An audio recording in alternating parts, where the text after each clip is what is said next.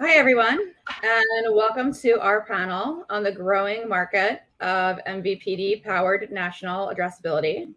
I'm Joanna Thissen, Vice President of Audience Solutions and Data Partnerships at OpenAP, and I will be moderating the panel here today. I will go ahead and let our esteemed panelists go ahead and introduce themselves and talk a little bit about their role and how they work in the addressable space, either from the MVPD or national programmer side. So why don't we just start with Kevin Lemberg? Sure. Hi, everybody. I'm Kevin Lemberg, work at Comcast Advertising, Vice President of Addressable Enablement. My role there is to work with programmers and content owners to enable addressability across all screens and work with all MVPDs, programmers, and the like. So, yeah, happy to be here. Dave, you? Hi, I'm Dave Antonelli. I oversee the national sales team at Dish Media, and we're an MVPD with Dish Satellite, and we're also a vMVPD with Sling. So great to talk about addressable. Hello, everybody. It's Amy McGovern. Apologies for the video difficulties, but I'm here with this lovely panel. I'm Vice President of Sales at Warner Brothers Discovery, and I strategize on our advanced solutions, addressable being a huge piece of this moving forward into the future. Hi, I'm Matt Van Houten. I'm a Senior Vice President at DirecTV Advertising with responsibility for product ops and BD. Have been in and around the addressable space for the last 10, 11 years. Really picking up with AT&T's acquisition of DirecTV in 2015 and 16, and also excited to be here talking about the future. Great. So let's dive into it then. Amy, welcome back. Nice to see you and envision your face here. You also participated during the inaugural edition of our advanced advertising event exactly 1 year ago. So welcome back. Thank you. From your vantage point, how is addressable different today than it was 12 months ago? And what new opportunities exist in the landscape now that didn't, at this point last year? I think the major difference, which is really fun and exciting, is along with this crew, it's truly redefining what addressable means to our constituents. And us working with these lovely partners here to light up linear addressably on the big screen is one huge piece to be able to speak to customers in a more personalized manner. So I would say that is absolutely the key piece. We've worked really hard over the last 12, 18 months, both legacy entities at Warner and Discovery with our partners here, Canoe, DTV, and Dish for a rollout. So what has changed is scale. And we first started rolling out and doing self-serve campaigns with the legacy Warner networks, but we're launching as the new WBD in first quarter in 55 million homes and across 18 plus cable networks. And that could not be possible without our relationship and the work that has gone in from all these folks on the phone. And I just wanted to add, one of the key things and why it's so vital is actually Matt and I were heavily involved in an ad perception survey actually last year while this work was going on. And one of the key things that the buying community noted was the lack of scale and addressability. And so obviously these guys have been very involved in the addressable technology for quite some time, but now to have the ability from a national programmer perspective to provide greater scale to our constituents is fantastic. And again, we couldn't do it without all the work that's gone on with our partners. Great. Thanks, Amy. Now for a little MVPD perspective. So Kevin, what enablement advances are the US MVPDs made over the past year to make it easier for advertisers to incorporate addressable as a part of their campaigns? Sure. So, it's great to hear what Amy said, because I'm about to echo a lot of what you said, which is good, right? So over the last 12 months, I think the MVPDs and the entire industry, we have made major strides for advertisers to incorporate addressable as part of their campaigns. I think we could break it down into 3 buckets, 2 or 3 buckets. The first one is unification, and unification can actually be looked at in 2 ways, but both are advancements of enablement. And the first unification is just the inventory across all the MVPDs and programmers. It's now very easy to create campaigns. It's easy to execute on those campaigns, report and measure on those campaigns, and deliver on goals, KPIs, and really showcase that addressable works. And I think the second part of the unification is unifying audiences. And audiences can now be enabled across any screen, any device, in a very seamless approach. And both of these allow for scale and ease of execution. I think the second bucket is self-service. Amy touched on this, but this gives the programmer the command and control and allows for campaigns to be streamlined and optimized in real time. It also allows for the buy side to be more informed and engaged throughout the entire process, and it gives them what they've been asking for, is that speed to market. Everything from audience creation, the delivery, campaign workflows, creative management, and measurement are all now faster. They're more efficient and they're more precise. And I think the last bucket, and this is more of a high level enablement, but I do think that educating that addressable is here, that it is now, and that it spans across linear, VOD, streaming, and digital. I think it's a big step in providing the buy side the tool that it needs to take full advantage of addressable. Great. We now have Kevin OReilly joining us, so I'll let Kevin introduce himself. In a virtual world, you can never, kind of have a smooth run. So why don't you introduce yourself? Hi, everybody. Sorry for being late. It's always fun when a CTO can actually get Chrome to work properly, so I don't know what else to say. So I'm the Chief Operating Officer here at A4 Media, which is the media wing for Altice USA, for both basically Optimum, what used to be called the Suddenlink brands. So primary responsibilities, and this is wonderful that it's in this context, is managing buy-side relationships to access into the inventory that we have across our cable services footprint and our digital footprint. Great. Actually, the next question I have here is for you. So it worked out perfect timing. Wait a minute. So the Altice advertising team, which is a continuation of the old Cablevision, right? Yes. Has pioneered much of the early works that helped create linear addressable ecosystem in the US. I actually used to buy it when I was at GroupM. Where exactly would you say we are as a collective industry today? And what milestones would you say have been achieved? And which ones do you think are still pending and that we need to tackle ahead of us? I'll tackle the last one first, because I think Kevin hit it on the head, which is, look, we have to really find the best way of solving for the buy side. And when you look at the MVPD side of the relationship, that means as MVPD partners, solving for the buy side, being able to come to us in aggregate and to be able to do the targeting and use the dimensionality of targeting that we all have appended into our subscriber files. And I think that's the still big thing that's being solved, right? You look at things like addressable is clearly leaning into creating a solution path here. You look at the recent with Paramount, it's adjacent, but it's definitely on the same path towards the addressable now. All of these are saying, look, for all of the great things that are happening with CTV inventory, the development of smart TV, there's the reality that there's 60, 70 million households inside of our ecosystem that we need to make easier for the buy side to actually access.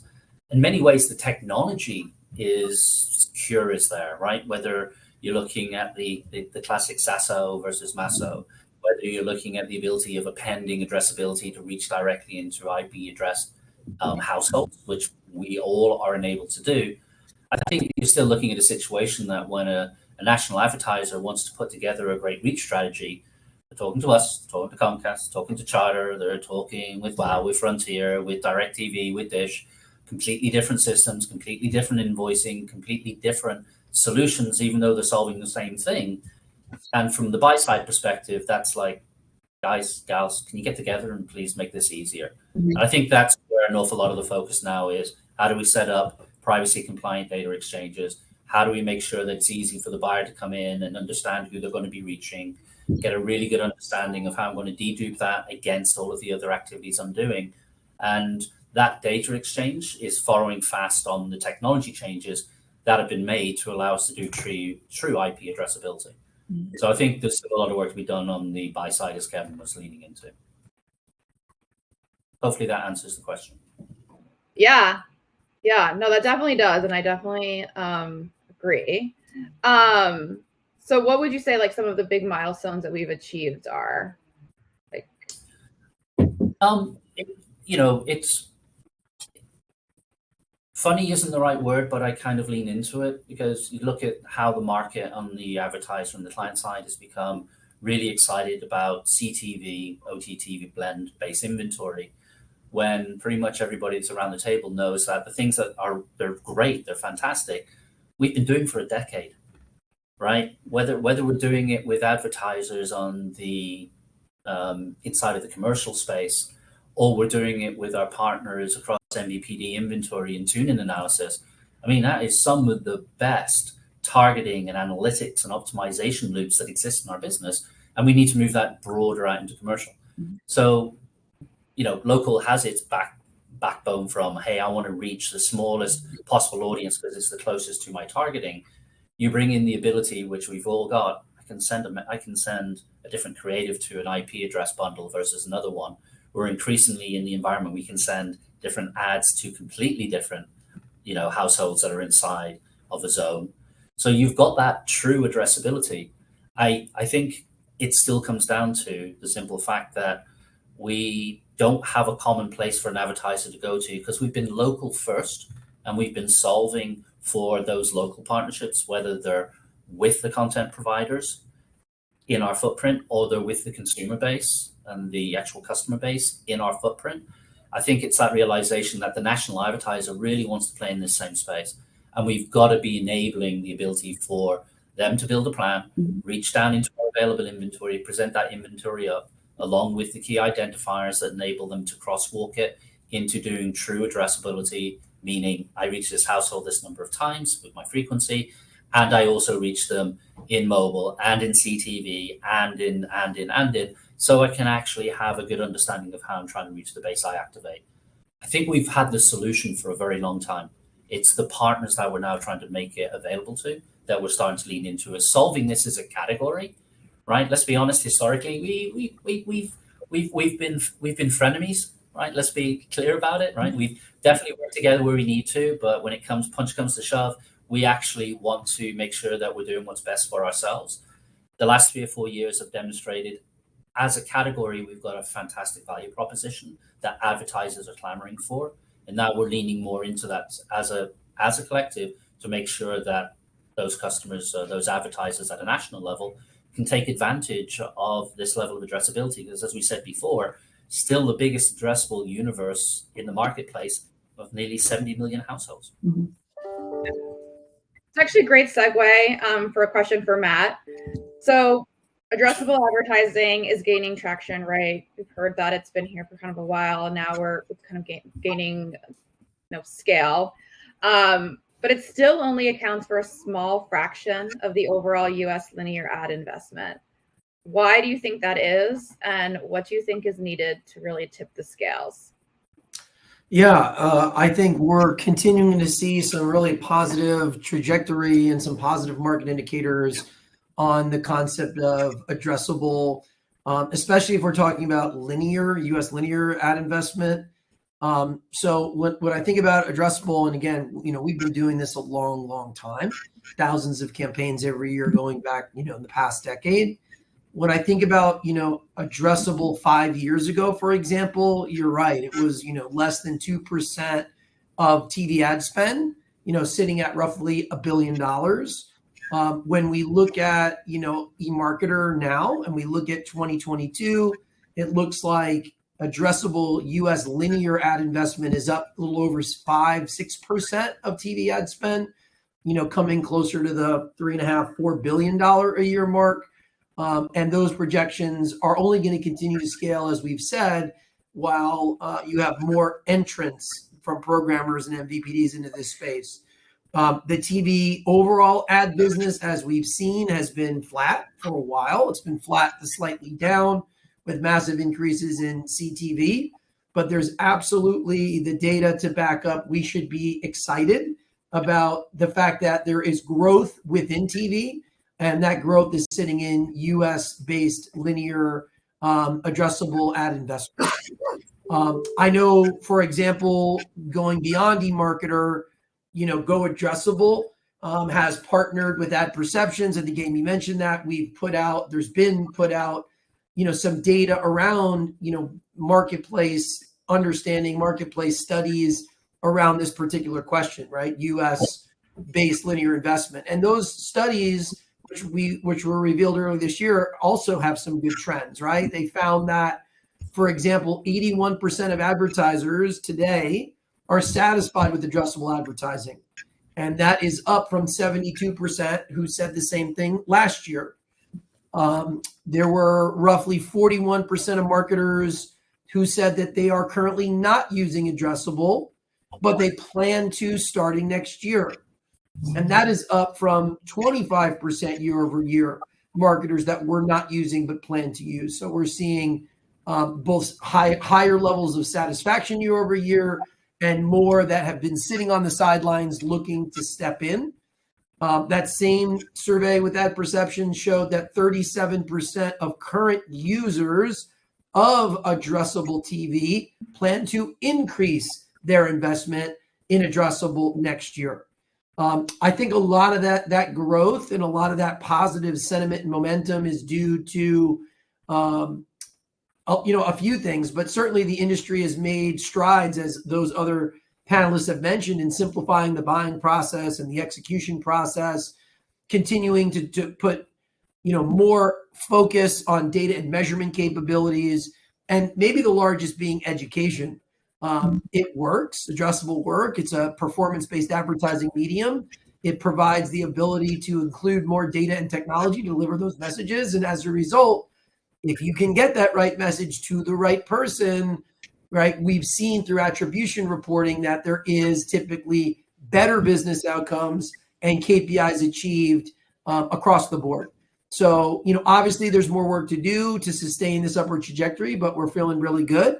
There's a lot of partners that you see on this panel and others that are looking to enable more addressable scale and to streamline that process for addressable sellers. I think we need to, candidly stop thinking about using a linear only mindset when we think about addressable. I think, and Dave will probably talk about this too later, addressable continues to evolve as it extends beyond linear to CTV and other platforms where there is a lot of inventory and scale. But certainly, again, looking at eMarketer, looking at Ad Perceptions, I think there's a lot of study-based data that should be encouraging for many interested in this topic.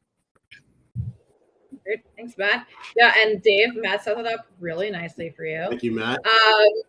So in your introduction, you were talking about your role at Dish and how, you oversee, the linear portion or the satellite portion of Dish, but then also the CTV inventory that gets bundled in with Sling. So kind of focusing on that and coming out of Matt's answer around, his notion of CTV, kind of screen agnostic and breaking away from thinking of addressable as linear only. So, that said, that some people still think that targeted advertising is only possible just in CTV. Can you explain the differences that exist between MVPD and CTV-driven addressability, and why does deterministic data become such a key differentiator?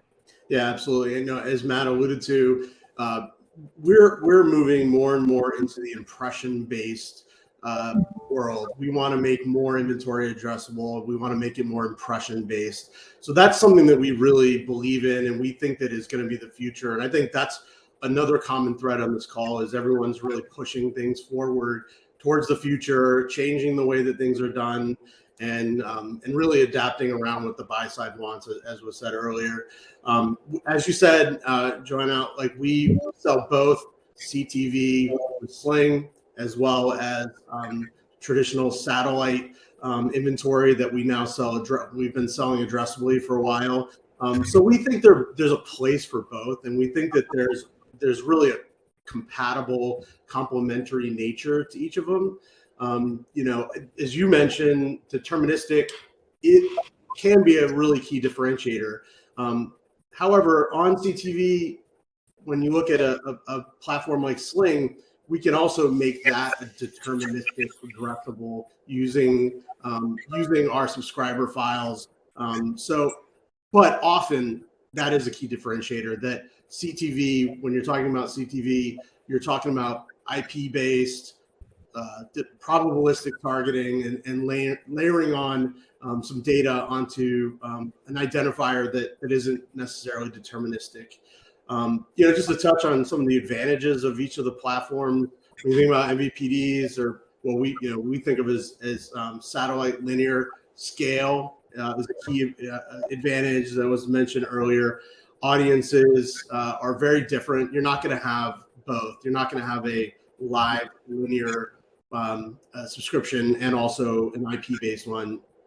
So they're complementary.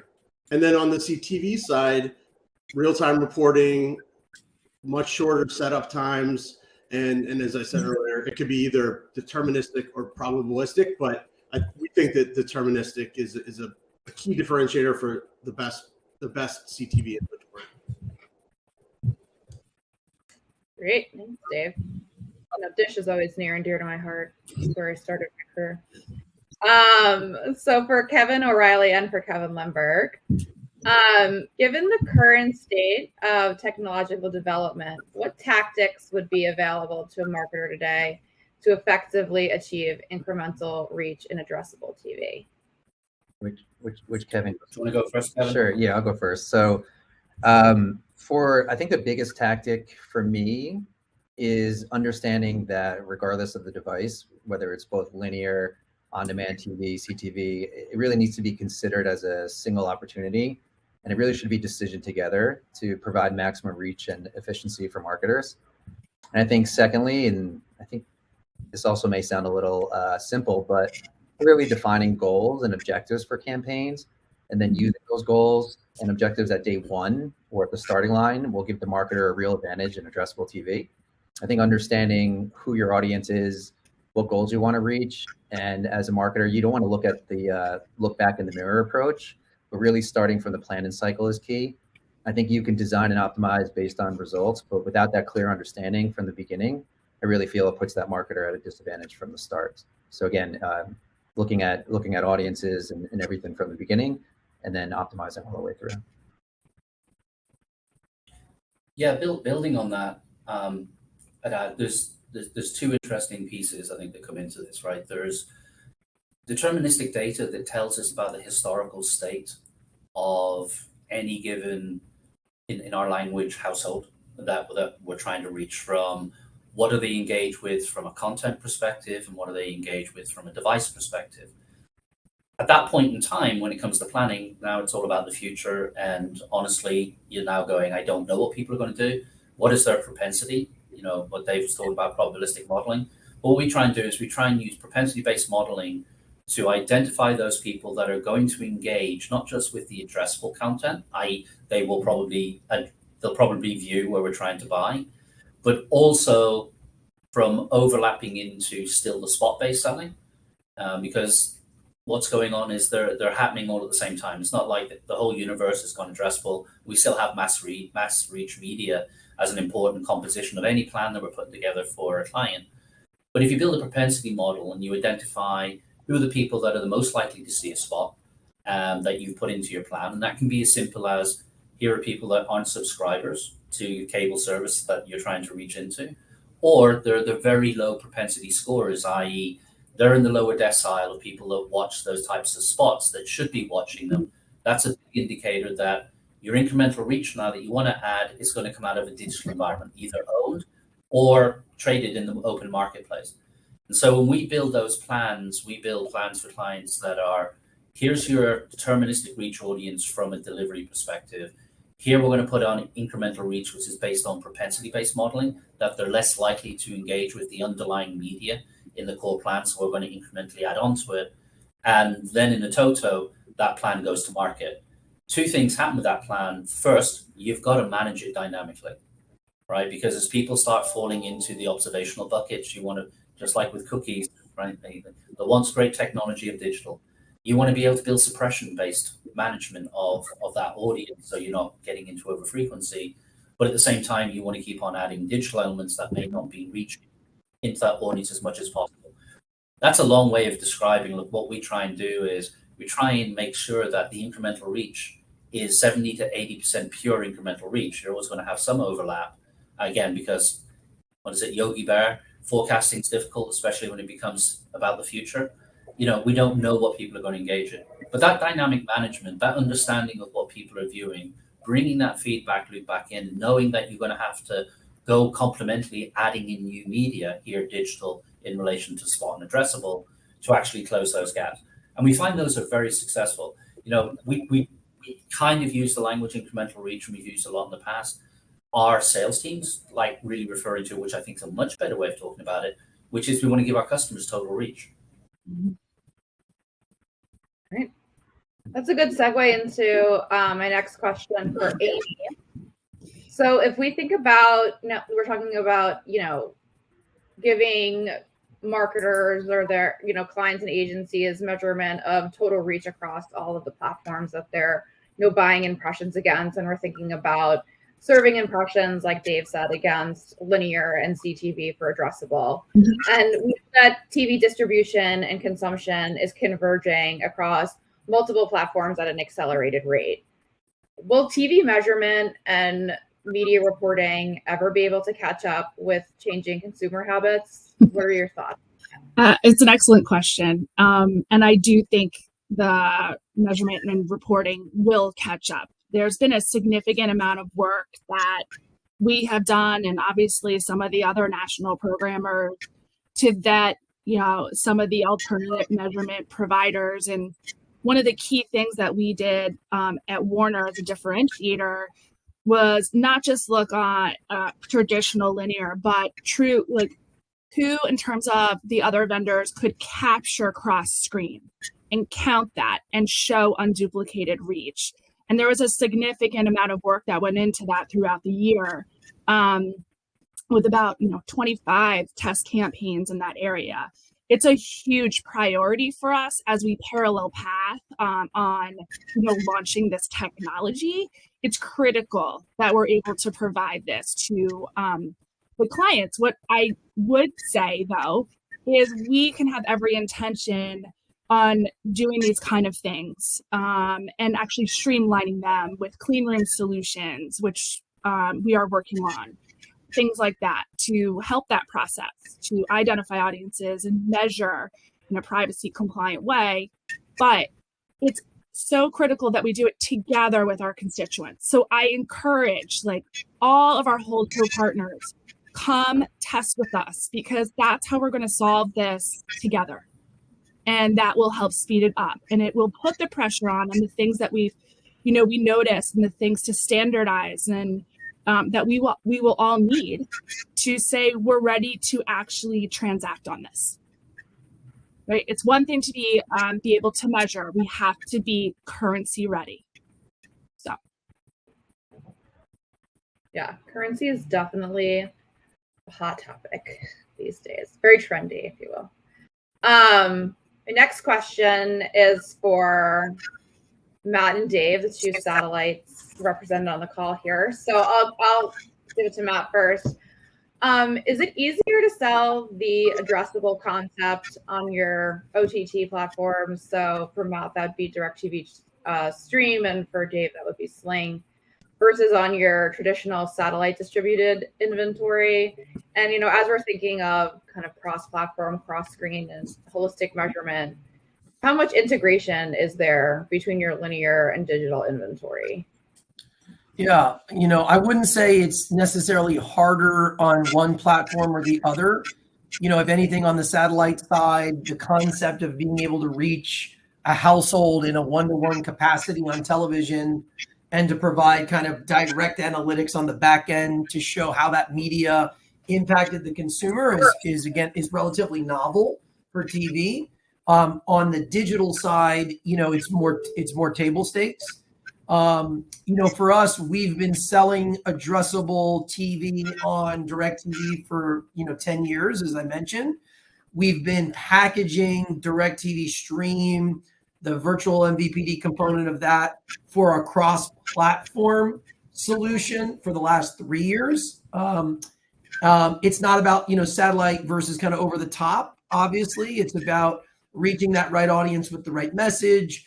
And so, we found that the combination of both linear TV and streaming, if you're able to bring those two together and you're able to really solve for unduplicated reach, it's just more of the same goodness. It's more of the same reaching the audience in an unduplicated way. And so that is a primary mechanism by which we sell. I think what's interesting today is that primarily you're seeing linear buyers buying addressable on the TV side, and then using streaming as a booster or reach extension opportunity for more scale. And you've got the benefit of reach and frequency management across both platforms, TV and digital. What I'm interested in seeing over the next couple of years is, does that model shift from TV buyers where we're seeing some innovative and advanced media investment buyers? Sure. But I'm curious if the digital side, buying CTV, buying impressions to deliver their audience campaigns, whether geographically or against advanced data sets, whether they will be looking to bolt on impression-based linear adjustable sales in the future. Right now, it's being primarily bought one way. I think that there's a future state where it's potentially bought primarily the other way. Either way, we want to interoperate our video platforms so that we can, again, provide unduplicated reach against whatever those audience targets are. And obviously, we want to do that, whether it is digital, like you said, or whether it is satellite. We have direct relationships with consumers, and we're able to utilize either audience data or viewership data in a safe and compliant way to target. We're doing that synonymously across both platforms, targeting or matching it based on advertisers' CRMs or based on third-party data. And so, I'll pass it over to Dave, but certainly there is a lot of momentum here, and we don't expect that to change. We want to be able to sell an audience across every video consumer touch point that we have in the market. Yeah, that's interesting. So you're thinking about like linear buyers versus digital buyers and how those roles and might change, right, when you're thinking about which budgets come from which. That's an interesting point.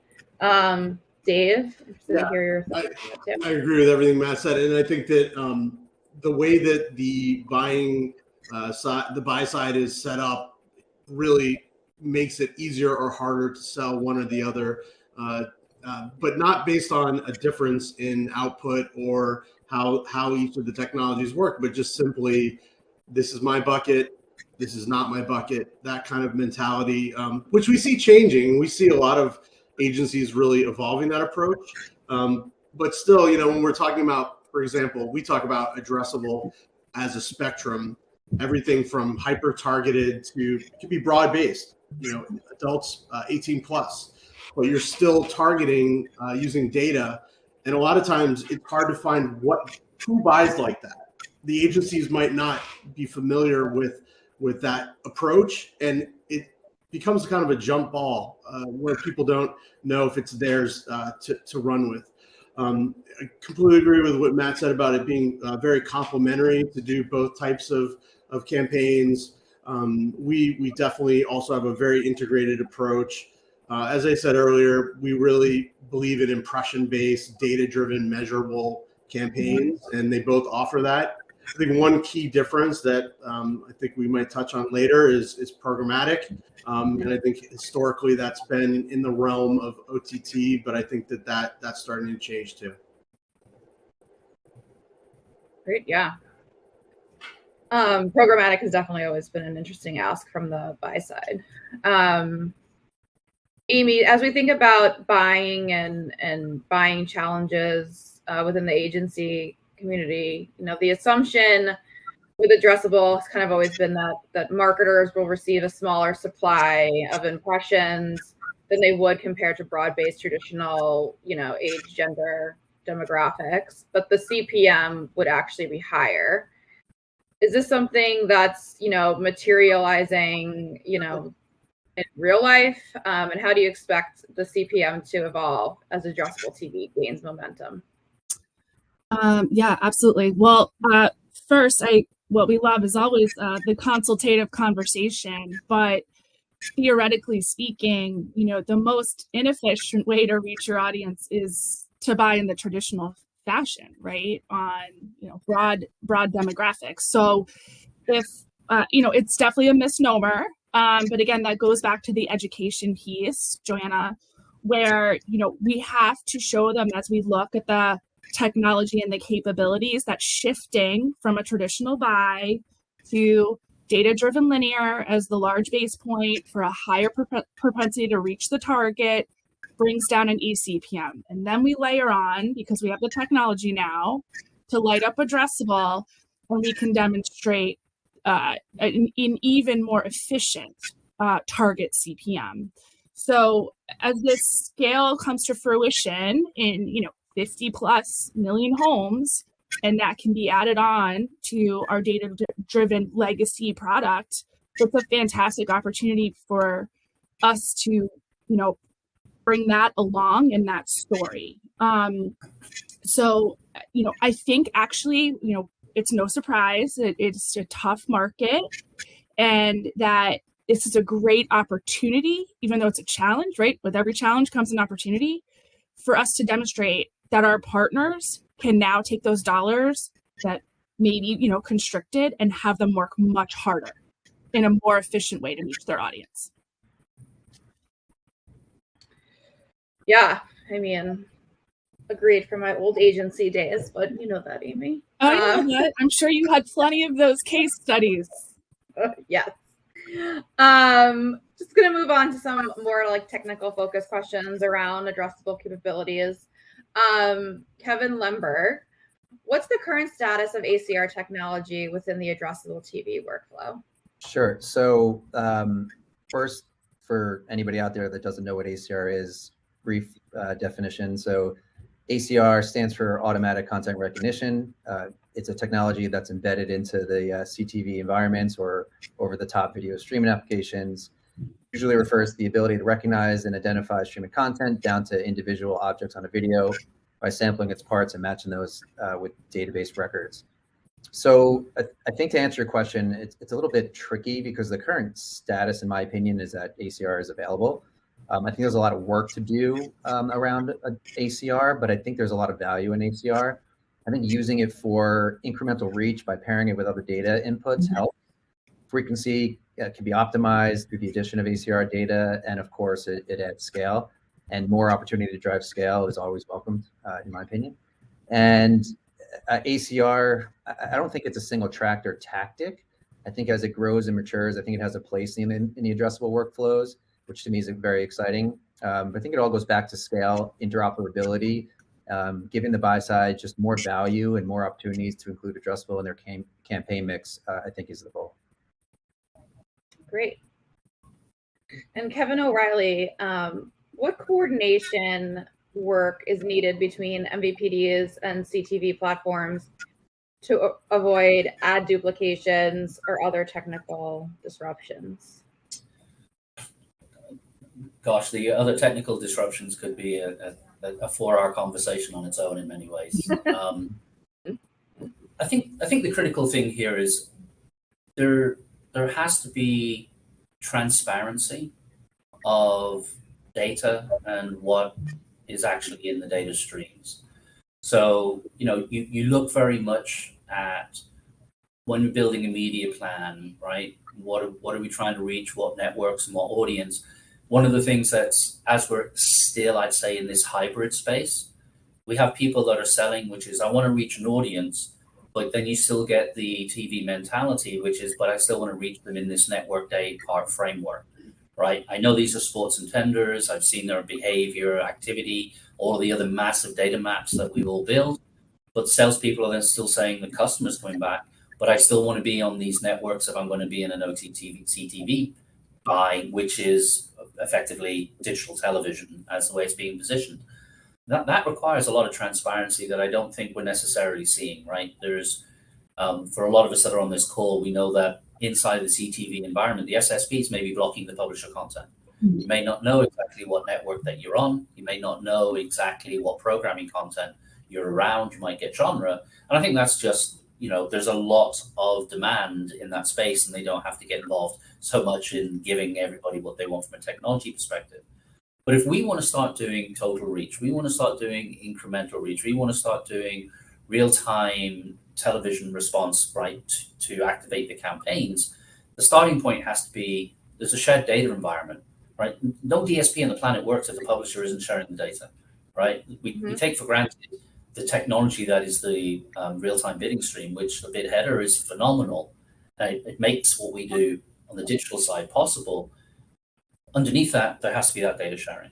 So I think as we start looking at trying to do more incremental reach and CTV and MVPD working together, there has to be a far more robust understanding of who is the consumer that's ultimately consuming the piece of media we send to them. How many times have we already reached them across the ecosystem? What is the exact content that we want to try and initiate and engage with?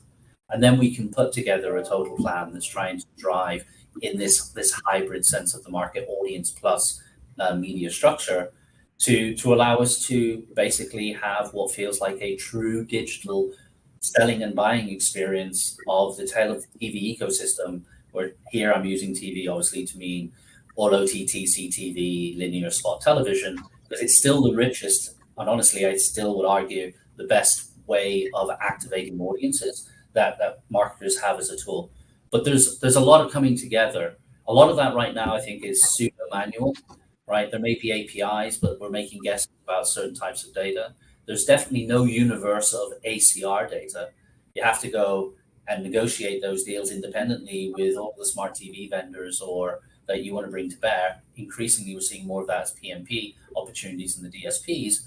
But there's still, I think there's still this breakdown in terms of there being a total market that we can engage with. I think people are realizing that they're coming closer and closer together with it. But I think still a big part of that ecosystem has to be that a large percentage of the advertising dollars are still going to remain on linear television, whether that's network-based television, whether that's spot-based television, the MVPD level, and that has to be folded into the media plan.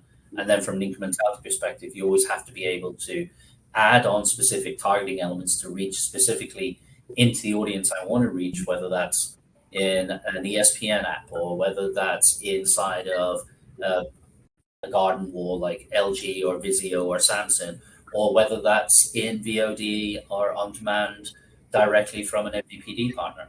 I think all of those pieces of connectivity to get us to the Holy Grail still have to be put in place from a pure operational flow perspective. Hopefully that made sense. Yeah, it makes sense. Talking about technical innovations, kind of moving, kind of future looking and forward looking as we wrap up. Dave, earlier this year, Dish Media announced a new service that will allow advertisers to access your premium linear TV inventory fully programmatically. What impact do you expect real-time auctioning to have on your ad sales operations? Yeah, I think that as we've talked about on this panel, the buy side really dictates how things need to be operationalized on the supply side. So we're seeing such a strong demand programmatically across the board, as I'm sure everyone on this call is. And we really want to be able to open up more inventory, make it impression based, and really be accessible through programmatic platforms and DSPs, as much as possible. So like you said, we have rolled out our linear inventory programmatically, which is really exciting. We also have automated the buying and reporting part of the buying process along with some key partners, and then going forward, we really want to move it towards full real-time impression-based buying And that's something that I think will be very exciting. Great. Well, we're almost right at time. So for each and all of you, I'll start with Kevin, but if you could just each state, what do you think is an area for the most improvement in the addressable marketplace as we head into the new year? So Kevin Lemberg, I'll start with you. Yeah, I'll be real quick because we're almost at time, but I think it's just education. I think improving the education will improve the overall ecosystem for addressability. And I think that'll be the key piece in 2023 is just educating the marketplace and basically evolving that education process. Dave. I think the education is key, and I think that disruption and just changing the status quo is a really big part of what we all do. Matt? Yeah, I think you're going to see more people coming into the space, right? Beyond the MVPDs and the programmers, I think you're going to see more support, more consortiums, more leaning in from data measurement, technology companies. Go Addressable is doing great work. OpenAP, right, is doing great work here. And I think you're going to see more standardization across the industry. I think you're going to see, we've already started to align on addressable industry terms and definitions in a more simplified framework. I think you're going to see more programmer inventory open up. I think you're going to see things like Go Addressable try to help push along things like measurement, things like campaign planning, things like buyer education with impression-based addressable and CTV. So a lot to come. Tom OReilly. Well, I think everybody's pretty much hit it on the head. It's how do we make it easier for the buy side, right? Whether that's the type of media they want to buy, the total ability to reach into an audience, i.e. wherever my target's going to be, how can I message out to them? And then a constant definition of what it is, what we mean by measurement, and we mean by, the big one, currency, right? I kind of joke that, from a meeting where a bunch of us were all together recently, we spent 47 minutes in the pre-prep meeting arguing over a definition of addressability. So it comes to the education and having a clear message to the marketplace so large-scale advertisers can reach down and make sure that in a targeted, addressable fashion, they're reaching the audience they want to with a single point of egress into the buy. And last but not least, Amy. There you go. I would say biggest challenge, education, absolutely, speed to onboarding, forecasting, and measurement, which will be critical, which we're focused on. But also, I think you'll see and hear us about the path to unification. So finding that single audience across the whole ecosystem and offering, and doing that at scale and showing incrementality from the pure linear, data-driven linear space to our, working with our friends here on Addressable, then adding on our streaming services. And that really is the cream of the crop. And so that's what we're going to strive towards the next 12 months. Great. Well, thank you all for being a part of our conversation today. And I look forward to working with all of you in the new year. Have a great rest of your day. Yeah, thank you. Thank you. Everybody. Bye, everyone. Bye-bye. Bye.